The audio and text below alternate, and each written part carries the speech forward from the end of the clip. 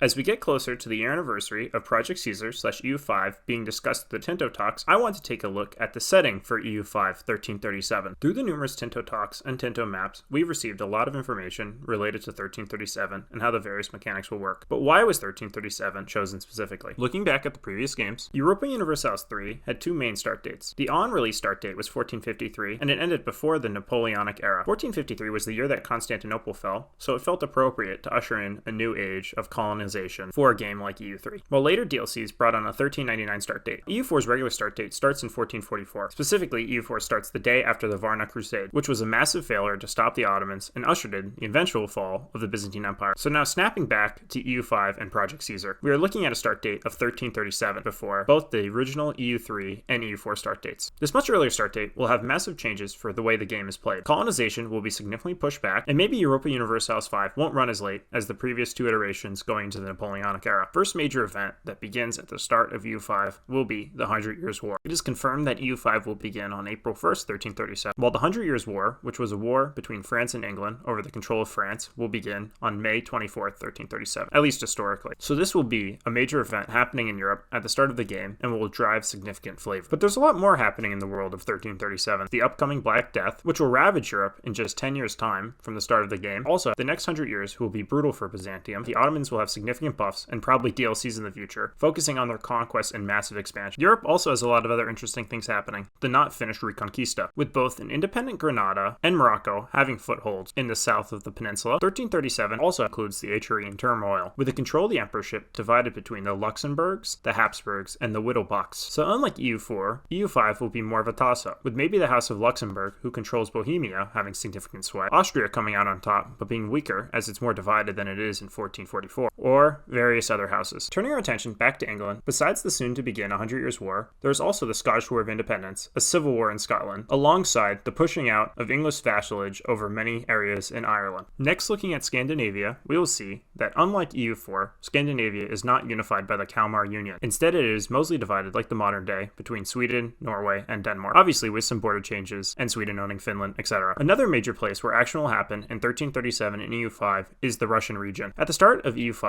in 1337, most of Eastern Europe is under the control of the Golden Horde and the Mongol yoke. Therefore, a large part of the game will be unifying these regions and pushing out the Mongols. Historically, or at least for the beginning of EU4, this led to the rise of a strong Poland, Lithuania, Muscovy, Novgorod, and more. But with alternate history games, anything could happen. The Ilkhanate will have special features based on what we learned from the Tinto Talks, so it will operate more like a union like the HRE, and less like a normal country. Like the collapse of the Golden Horde, the collapse of the Ilkhanate could also happen during EU5, leading to massive implications such as the rise of the Timurid Empire. Timur begins his conquest in the late 1300s, so we could see special modifiers in the game related to Timur's massive expansion. In West Africa, the Mali Empire is still very strong, but like the Golden Horde or the Ilkhanate, it could rapidly collapse. Similarly, if we turn our attention to the Indian subcontinent, we will see that the Sultanate of Delhi controls a significant amount of the region. Delhi will likely have major modifiers leading to its collapse, as other nations rapidly take it over, and eventually the Mughals come to dominate. In China, the Yuan dynasty is massive, controlling directly or through vassalage all of China and Korea, plus the Mongol areas. With the Ming soon to rise and the Red Turban rebellions on the horizon, the Yuan dynasty will likely collapse. There are many other regions in the world that also have various cool things happening, such as the rise of the Aztecs and later the Inca empires, the collapse of Majapahit, and the golden age of the Mamluk Sultanate. Pretty clear to see, based on all the events that I mentioned, that a lot of things will be happening in EU5 and 1337, with massive changes to nation borders, technology, and just the way people live lives. Let me know what you guys think about 1337 in the comments down below, what you think will be the best area to play, and just your general thoughts on Project Caesar / EU5. Sincerely, Wonder Productions.